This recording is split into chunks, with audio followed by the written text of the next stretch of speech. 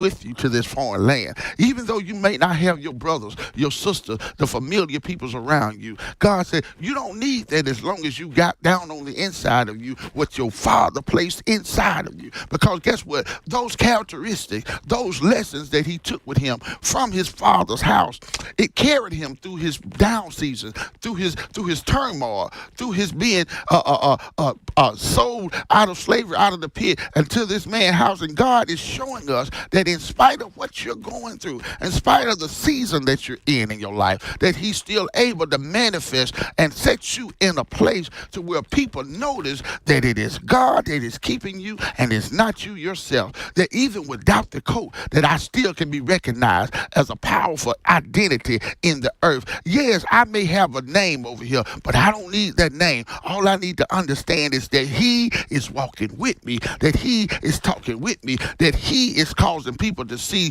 the greater that's on the inside of me. And guess what? I'm going to continue, listen at this, to be consistent. I'm going to continue to what else? I'm going to have character about what I'm doing. I'm going to make sure that I listen at this. I'm going to keep going to work. I'm going to keep doing what I know to do. Just because the season, just because I haven't gotten to my Shabbat season, don't mean that I can't walk with the authority that Christ has given me. Here's another thing that I want to bring to your attention. Just because the season is not showing you lavish and luxury, don't mean that you don't hold your character. I want to tell you all today in my closing that you got to hold to God's unchanging hand. Yes, seasons are going to change. Yes, you're going to see some highs and you're going to see some lows, and you're going to experience some difficulties. You're going to experience some bereavement, some loss. But I want to encourage you today that if you can hold to God's unchanging hand, that in spite of the season that the enemy is showing you, that God is going to give you victory. He's going to allow people to see how you was really made. And the question I got to ask you,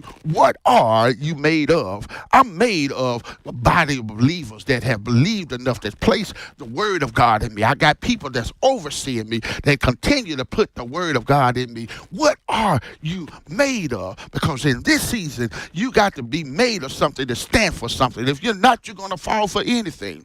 So I want you to understand in my closing, three things that you got to recognize when it comes down to recognizing the hand of God. The first thing is that God will always, in spite of the season that you're in, he will position you for greatness. It don't matter what the situation is. It don't matter what you've went through. It don't matter where you are. Just continue to understand that God will position you for greatness.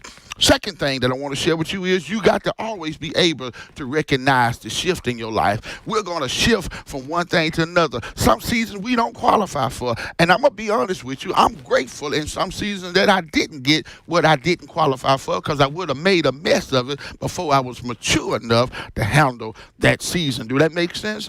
Last thing, and I'm about to close, is that you got to make sure that you understand sometimes God will make sure that you are blessed by association. Listen, we're closing now, but I want you to understand that the Bible made it clear as day to say that the ruler experienced something that he would not have experienced if Joseph was not in his life. And the question I got to ask for you, are you walking that walk to where you can say that your presence is changing lives? I want to encourage you all today. We thank you all. Make sure that you get connected to God.